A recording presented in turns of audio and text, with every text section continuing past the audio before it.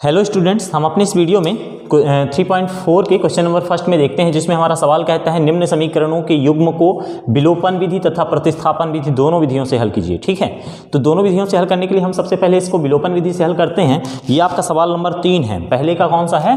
पहले का तीसरा है। इसको हम सबसे पहले विलोपन विधि से हल करते हैं, जिसमें सवाल थोड़ा सा अटपटा रूप से दिया हुआ है। अटपटा रूप से कहा जाए तो ये अपने व्यापक रूप में नहीं है। आपको पता होगा कि रैखिक समीकरण का जो मानक रूप होता है, यह हमारा जो व्यापक रूप है वो क्या है कि ax + by बराबर c। यहाँ पे अचर राशि होती है।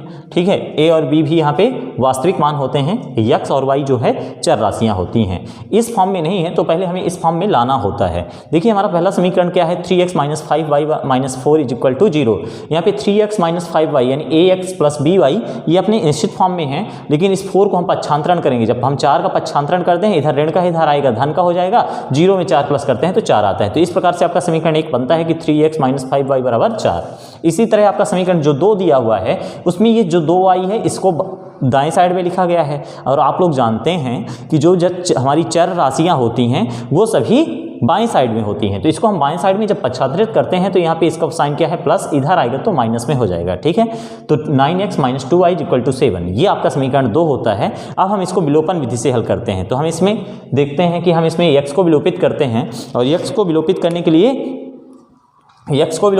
लिए हम क्या लिखते हैं यहाँ पे कि अब हम यहाँ पे अब लिखेंगे कि अब x को विलोपित करने के लिए समीकरण 1 में 9 का, चूंकि इसके x के गुणांक का समीकरण 1 में तथा समीकरण 2 में समीकरण 1 के x के गुणांक का हम गुणा करते हैं।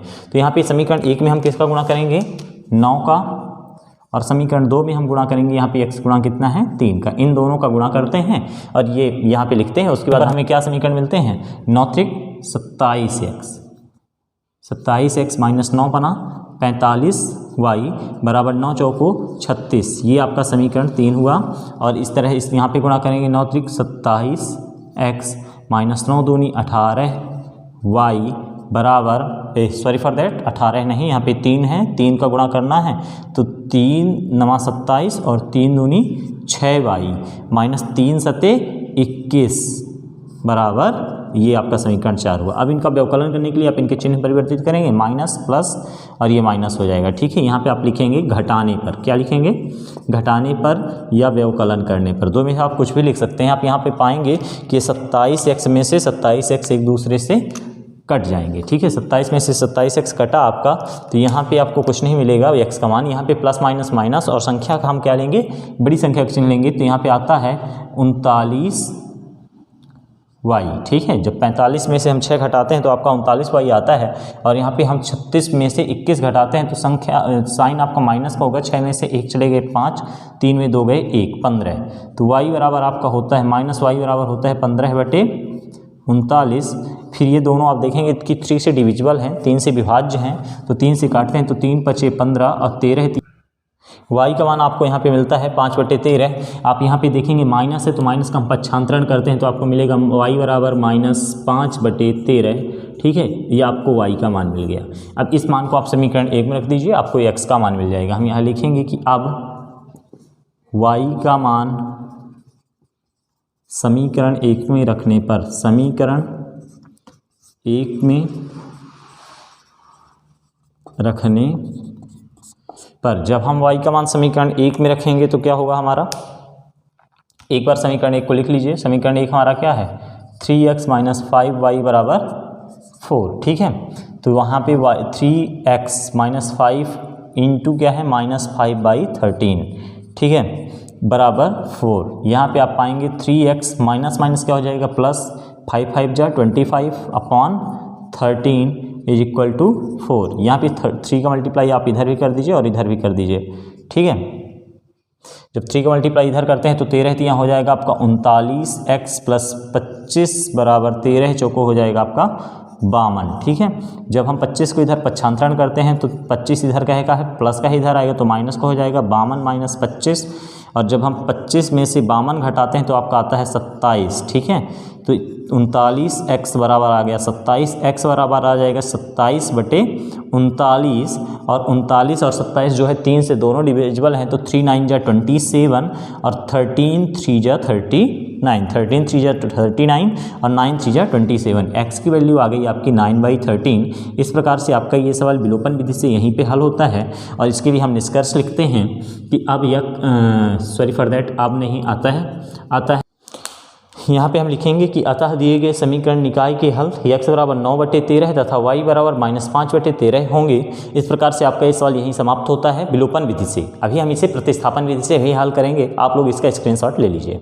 अब हम इसी सवाल को प्रतिस्थापन विधि से हल करते हैं। जब प्रतिस्थापन विधि से हल करते हैं तो हम समीकरण 1 को लेकर चलते हैं। तो हम यहाँ पे आइए देखते हैं, लिखेंगे अब समीकरण 1 से। अब समीकरण 1 से, ठीक है, जब समीकरण 1 से लिखते हैं तो एक बार समीकरण 1 को लिखिए। 3x - 5y बराबर 3x - 5y बराबर 4, ठीक है। ये आपका समीकरण 1 हुआ। इसमें आप x या y की क्लियर वैल्यू निकालिए, हम इसमें x की वैल्यू निकालते हैं। तो आपको मिलता है 3x बराबर 4 - 5y, इधर आके क्या हो जाएगा +5y, ठीक है। तो यहाँ पे आप पाएंगे 3x बराबर 4 + 5y। अब 3 का हम पक्षांतरण कर देते हैं तो क्या हो जाता है 4 + 5y/3। यह आपको जो है x का मान मिला, x का अस्थायी रूप से मान मिला, क्लियर वैल्यू नहीं मिलती है। इसे आप समीकरण 3 देते हैं, ठीक है। समीकरण 3 देने के बाद आप क्या लिखेंगे, समीकरण 2 में समीकरण 3 का मान रखने पर या समीकरण 3 का मान लिखेंगे हम यहाँ पे। अब समीकरण 3 का मान समीकरण 2 में रखने पर, जब समीकरण 2 में रखने पर तो एक बार समीकरण 2 को हम क्या करते हैं, लिख लेते हैं। समीकरण 2 है हमारा 9x - 2y = 7। इसमें आपको x के प्लेस में रखना है 4 + 5y/3, तो 9 × 4 - 5y/3 -2y बराबर 7। यहाँ पे आपके 3 × 1 3, 3 × 3 9, 3 से कट गया ये। अब यहाँ पे 3 का क्या होगा, यहाँ पे गुणा होगा। 3 चौको 12 + 3 × 5 15y -2y बराबर 7, ठीक है। 15y में 2y चले जाएंगे, यहाँ पे प्लस माइनस होगा। 15 में से 2 गए तो आपका बचेगा 13y, ठीक है। 13y बराबर 7 और ये 12 इधर धन का इधर आएगा तो ऋण का हो जाएगा, तो ऋण 12। तो y बराबर आपका हो जाएगा 7 × 5 = 12, ऋण 5 बटे और ये 13 इधर आ जाएगा तो अपॉन में चला जाएगा, ऋण 5/13, ठीक है। तो ये आपका y का मान हो गया। जब आपको y का मान मिल गया तो आप इसे कहाँ रखते हैं, समीकरण 3 में। तो आपको x का मान मिल जाएगा। लिखेंगे कि अब y का मान समीकरण 3 में रखने पर चलिए रख देते हैं। एक बार समीकरण 3 को लिख लेते हैं। x बराबर 4 - 5y बराबर 3। y का मान रखते हैं। y का मान आप यहाँ देखें कि -5/13 है, तो 5/13 रखते हैं। बड़े ध्यान से रखना पड़ेगा क्योंकि यहाँ पे थोड़ा सा मिस्टेक होने की प्रॉब्लम है। तो 5 × -5/13, देखिए यहाँ पे एक अपॉन ये हुआ, पूरे के अपॉन में भी यहाँ पे क्या है क्वेश्चन में आपके 3, तो 4 प्लस माइनस होगा, 5 से 13 नहीं कटता तो प्लस माइनस साइन हो जाएगा माइनस, 5 5 × 25 अपॉन 3, 25/3 और पूरे के अपॉन में आप यहाँ पे 3 रखेंगे, ठीक है। देखेंगे कि ये 13 है यहाँ पे, तो 13 का गुणा होगा 13 चौको 52 -25, 13 चौको 52 -25/13 अपॉन यहाँ पे 3 रहेगा, ठीक है। 52 में से 25 माइनस करते हैं आता है 27/13 और पूरे के अपॉन भी यहाँ पे 3 है, तो 3 अपॉन अगर हम 1 कर दें तो यहाँ पे ये चिन्ह भिन्न क्या हो जाएगी, पलट जाएगी, ठीक है। तो बराबर हो जाएगा आपका 7। यहाँ पे आप 3 से इस 27 को भी काट सकते हैं, 3 × 1 3, 3 9 27, तो यहाँ पे आपका आ जाएगा कितना 9/13। तो आप पाएंगे कि 9/13 जो है आपका x का मान आ गया, ठीक है।